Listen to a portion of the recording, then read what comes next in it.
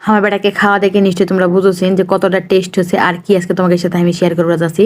তো তোমাকে আজকে দেখাবো আমি বাড়িতে কীভাবে খুব সহজে প্রফেশনালভাবে পিৎজা বানাই সেই রেসিপিটাই। তো তার জন্য প্রথমে আমি 1 কাপ আটা নিলাম।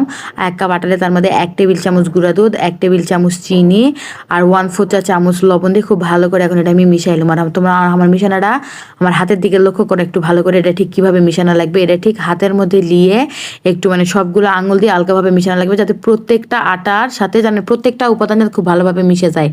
খুব ভালোভাবে মিশে গেলে তারপরে দিয়ে দেবো এই জায়গাতে আমি 1 টেবিল চামচ ইস্ট। তো ইস্টটা কিন্তু আগে দিবেন না, কারণ লবণের সাথে ইস্ট একসাথে দিলে কিন্তু ইস্টের কার্যকারিতা নষ্ট হয়ে যায়। তো তার জন্য খুব ভালো করে বাকি উপাদানগুলো মিশাই নেওয়ার পরে লাস্টে ইস্ট দিয়ে তারপরে দেখবেন যে হাত দিয়ে সহ্য করা যায় এরকম কুসুম গরম পানি 1/2 কাপের মতো নিয়ে আস্তে আস্তে দিয়ে এটা মাখানো লাগবে। একবারে সবগুলো পানি দিয়ে মাখাবি না, তাতে কিন্তু লাটকা হয়ে যাবে, ভালো হবে না। তো তারপরে আমি আস্তে আস্তে দিয়ে মাখাই নিয়ে সব শেষে দিয়ে দিন ওই জায়গায় 1 টেবিল চামচ তেল দিয়ে খুব ভালো করে আমি মাখাই লিছি। প্রথমে একটু লাটকা লাগলো, পরে কিন্তু একদম দেখো যে কি সুন্দর হয়ে গেছে। তো তারপরে এর মধ্যে এখন একটু হালকা করে হাতের মধ্যে তেল দিয়ে তার উপর দিয়ে ব্রাশ করে দিয়ে এখন ঢেকে থুয়ে দেবো এটা গরম জায়গার মধ্যে। তোমরা যতক্ষণ থোয়া পারেন, তবে সর্বনিম্ন 1 ঘন্টা হলেও থোয়া লাগবে। তো আমি এই জায়গায় প্রায় 2-2.5 ঘন্টার মতো থুসনো। থোয়ার পরে 2-2.5 ঘন্টা না, অ্যাকচুয়ালি আমি আসলে 1.5 ঘন্টার মতো থুসলাম। থোয়ার পরে আমার এতখানি ফুলে গেছে, তোমাকে খাদ্যে দেখে কতটা পাউন্স করা যাচ্ছে দেখেছেন।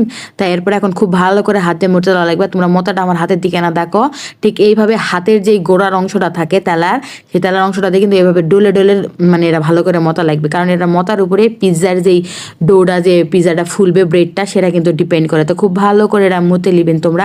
এই যে আমার মতা কিন্তু খুব ভালো করে হয়ে গেছে। হওয়ার পরে এটা কিন্তু হাত দিয়ে থাবড়ে থাবড়ে চাইলে তোমরা পিৎজার ট্রে তো দেওয়া পাই না, আবার চাইলে কিন্তু রুটি বেলে যে বেলনা দিয়ে সেই বেলনা দিয়েও দেওয়া যায়। তো আমি এটা হাত দিয়ে বরাবর দেই। তো হাত দিয়ে এই যে আমি পিৎজা প্লেটের মধ্যে এখন খুব সুন্দর করে এখন এটা বিছাই দেবো, দিয়ে পিৎজা যেরকম শেপ হয় তোমরা চাইলে এরকমও থোয়া পাই, আবার পিৎজা যেরকম শেপ হয় যে উপর দিকে একটু ফুলানো নিচের দিকে একটু ডাবানো ওইরকমও করবার পারেন। তো আমি ইনকা করে করুন, আমি সবসময় আমি চেষ্টা করি একবার এক রকম করে করার। তো তারপরে একটা কাঁটা চামচ দিয়ে এই যে মাঝখানে এরকম ফুটা ফুটা করে দিবেন। আর ফুটা ফুটা করতে আমার যে কি ভালো লাগে। তো যাই হোক এরকম ফুটা ফুটা করলে হবে কি, যখন পিৎজাটা তুমি মানে বেক করবার দিবেন তখন আর এটা ফুলে উঠবে না, এটা ডাবে থাকবে। তো তার জন্য কিন্তু পিৎজাটা দেখতে বেশি সুন্দর লাগে। তো আমার ফুটা ফুটা করা হয়ে গেছে। এখন এর মধ্যে দিয়ে দেবো সস। সস বানানোর ঝামেলা কিচ্ছু দেওয়া লাগবে না, ডাইরেক্ট কিনা যে সস আছে সেটা দিয়ে দেবেন। দিয়ে এর মধ্যে এখন আমি দিয়ে দেবো প্রথমে এই চিজ, কারণ আমার বেটা আমরা সবাই অনেক বেশি চিজ পছন্দ করি।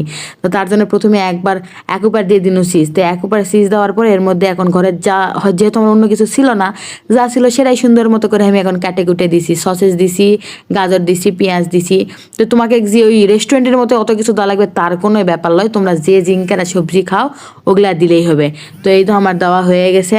দেওয়ার পরে আমি উপর দিয়ে কিন্তু আবার একবার দিলাম চিজ দিলাম। তো